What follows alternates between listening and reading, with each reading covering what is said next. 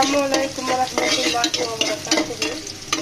আজকে আপনাদের মাঝে আরেকটা নতুন রেসিপি নিয়ে আসছি, দেখতে থাকুন, অবশ্যই ভালো লাগবে।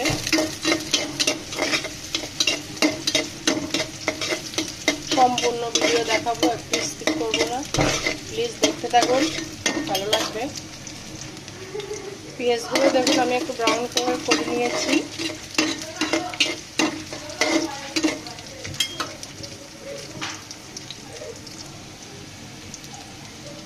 দিয়ে দিলাম হলুদ গুঁড়া পরিমাণ মতো, দিয়ে দিলাম মরিচের গুঁড়া। আমি আজকে ইলিশ মাছ রান্না করব। ইলিশ মাছের আদা রসুন মশলা দিলে ইলিশ মাছের ফ্লেভারটা নষ্ট হয়ে যায়, এজন্য আমি আজকে শুধু এই মরিচ হলুদ আর কাঁচা মরিচ দিয়ে রান্নাটা করব, দেখতে থাকুন, ভালো লাগবে। আর একটা কথা বলি, আপনারা তেলের মধ্যে যখন হলুদ মরিচ দিয়ে দেবেন অবশ্যই কালারটা সুন্দর আসবে, তরকারি কালারটা হলুদ মরিচটা দিয়ে দিলে তরকারি কালার অবশ্যই সুন্দর আসবে, দেখতে থাকুন, ভালো। একটু পানি দিয়ে দিলাম মশলাটা যেন পুড়ে না যায়।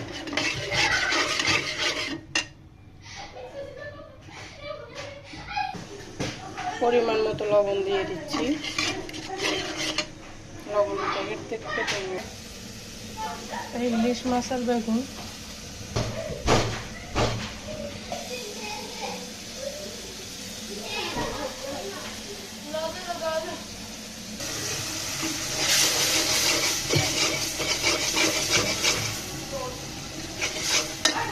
মশলাটা কষাই নিয়েছি, এগুলো সব একসাথে দিয়ে দিচ্ছি।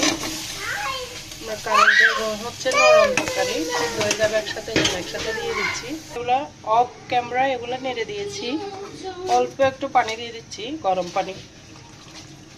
এই আমি চুলার মধ্যে গরম পানি বসে রাখছি, গরম পানি দিলে যে কোনো তরকারির মজাটা আলাদা হয়। দেখুন পানি দিয়ে দিচ্ছি, একটু কষিয়ে নিচ্ছি। এতটুকু যদি আমার ভিডিওটা একটু ভালো লাগে, আমার চ্যানেলে যদি আমার বন্ধু হয়ে থাকেন তাহলে একটা লাইক করবেন, আর যদি নতুন হয়ে থাকেন একটা সাবস্ক্রাইব করবেন, প্লিজ পাশে থাকবেন। দেখতে থাকুন, ভালো লাগবে। কষিয়ে নিচ্ছি, দেখাচ্ছে আপনাদেরকে, দেখি কেমন হয়েছে। একবার আমি উল্টাই না, এখন মাত্র উল্টালাম ঢাকনাটাকে, দেখুন মাশাআল্লাহ।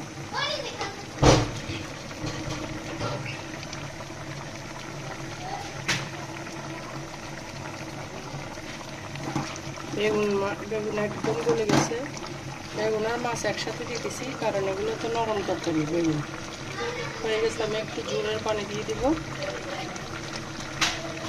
আর কে কীভাবে ইলিশ মাছ দিয়ে বেগুন খান কিনা বলে যাবেন। আবারও বলছি, আমার চ্যানেলে যদি নতুন হয়ে থাকেন প্লিজ একটা সাবস্ক্রাইব করবেন, আর যদি আমার বন্ধু থাকেন তাহলে একটা লাইক দিবেন, কমেন্টস দিবেন, আমি যেন আপনার চ্যানেলে যাই ঘুরে আসতে পারি, সেই জন্য একটা কমেন্টস করে যাবেন প্লিজ। আবার একটু ঝোলের পানি দিয়ে দিচ্ছি, একটু ঝোল ঝোল করে রান্না করবো আমি। কষানো হয়ে গেছে একদম, আর একটু দিতে হবে। দেখুন আমার রান্না শেষ, ধনে পাতা দিয়ে দিচ্ছি।